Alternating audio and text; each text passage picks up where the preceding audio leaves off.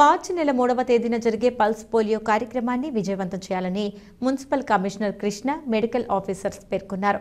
మంగళవారం బద్వేల్ మున్సిపాలిటీ పరిధిలోని స్థానిక ఎన్జీఓ హోంలో ఉపాధ్యాయులు, ఏఎన్ఎంలు, ఆశా వర్కర్లకు పల్స్ పోలియో చుక్కలను ఏ విధంగా వేయాలో వారికి అవగాహన కార్యక్రమాలు నిర్వహించారు.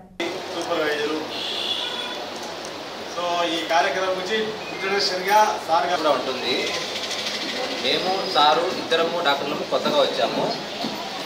సార్ డాక్టర్ మురళీకృష్ణ సారు, నేను డాక్టర్ మహేశ్వర్ రెడ్డి. ఇందులో కొన్ని అనుమానాలు ఉంటాయి. ఎందుకు సార్ పోలియో చుక్కలు అనేటివి ప్రతి నెల అన్ని గ్రామాల్లో వేస్తున్నాము, మళ్ళీ పోలియో చుక్కలు ఎందుకు వేయాలంటే ఇవి అదనపు చుక్కలు అని అంటారు. బూస్టర్ డోస్ లాగా పోలియోలో జనరల్గా పోలియో వైరస్ అనేది మనకైతే లేదు. ప్రజెంట్ భారతదేశంలో పోలియో లేదు, ఇరాడికేట్ కాలేదు, ఇంకా పూర్తిగా నివారించబడలేదు. కారణం ఏమంటే చేయడానికి పల్స్ పోలియో మళ్ళీ పోలియో రహిత దేశంగా ప్రకటించినారు తప్ప WHO వాళ్ళు, అంటే వరల్డ్ హెల్త్ ఆర్గనైజేషన్ వాళ్ళు. దీన్ని మీరు డ్రాపర్ తగిలించి 2 చుక్కలు మాత్రం పిల్లవానికి వేయాలి. డ్రాపర్ ఉండేది చుక్కలు ఇస్తాం కదా మనం, చెవుల మందు, కట్ల మందు వేసేసుకుంటే ఇలాంటివి కూడా సప్లై అవుతాయి. దయచేసి ఈ డ్రాపర్లను మీరు ఐస్ బ్యాగ్స్లో లోపల బాక్స్లో పెట్టకూడదు. ఆశా వర్కర్లకి, ఇక్కడ ఉన్న మెడికల్ సిబ్బంది అందరూ నమస్కారమ్మా. ఉపాధ్యాయులు ఉన్నారా?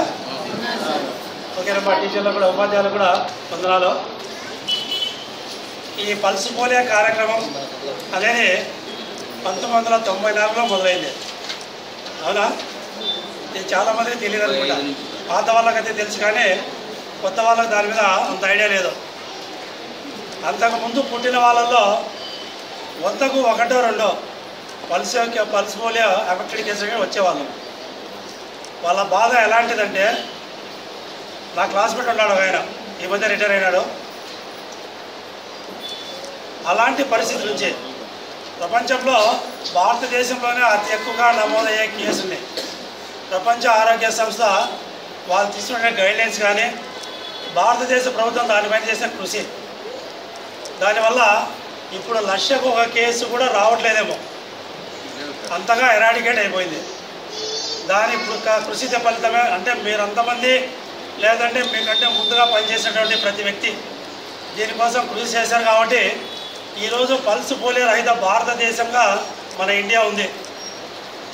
దానికి అందరికీ దీనికోసం ప్రయత్నం చేసే ప్రతి ఒక్కరికి కూడా ధన్యవాదాలు తెలపాల్సి ఉంటుంది.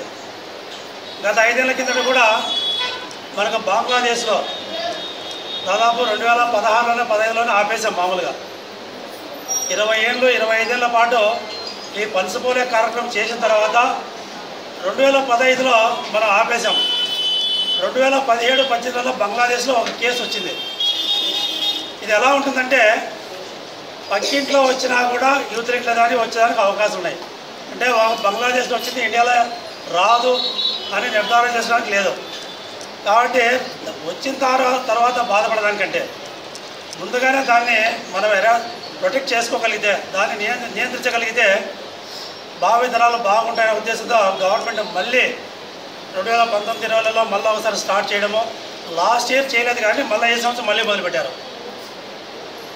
దీన్ని ప్రతి ఒక్కరు కూడా వినియోగించుకుంటూ, ఇలాగే మీ సార్ కూడా మీకు అందరికీ ట్రైనింగ్ ఇచ్చారు, ఏ విధంగా వాయిల్స్ వాడుకోవాలి, ఏ టైం నుంచి ఏ టైం వరకు డ్యూటీ చేయాలి, ఎవరెవరు పిలిచి వేయాలి, ఇవన్నీ కూడా కూలంకషంగా గతంలో చేసిన అనుభవం ఉంటుంది. ఇప్పుడు కొత్తగా కూడా మళ్ళీ చెప్పినప్పుడు మనం జాగ్రత్తగా ప్రతి ఒక్క పిల్లవాడికి, అప్పుడే పెట్టినప్పుడు పిల్లవాడి దగ్గర నుంచి కూడా 5 ఏళ్ల పిల్లలకి ప్రతి ఒక్కరికి మనం డ్రాప్ చేయాల్సి ఉంటుంది. అది కూడా ఇందాక సార్ వచ్చిన సర్కస్ పెట్టి చెప్పాడు, పిల్లలను తల్ల కిందలు పెట్టలేదు. అలాంటి దయచేసి చేయకండి. వాడిని నొక్కి చక్కెర నొక్కితే 4 అనేది బయటకు వస్తారు. 4 మీద 2 డ్రాప్స్ పడితే చాలు. వాయిల్స్ కూడా ఎక్కువగా వేస్ట్ చేయకోకుండా ప్రతి వాయిలు 18 నుంచి 20 మందికి మనం ఖచ్చితంగా వేయాల్సి ఉంటుంది. గతంలో నేను కూడా చూసాను, డ్యూటీ చేశాను. 96-97లో డ్యూటీ చేశాను నేను కూడా. కాబట్టి అలాంటి అనుభవంతో చెప్తున్నాము. ఎక్కడ కూడా వాయిల్స్ అనేది వేస్ట్ కాకుండా, ఎక్కువసేపు అనేది బయటపడకుండా.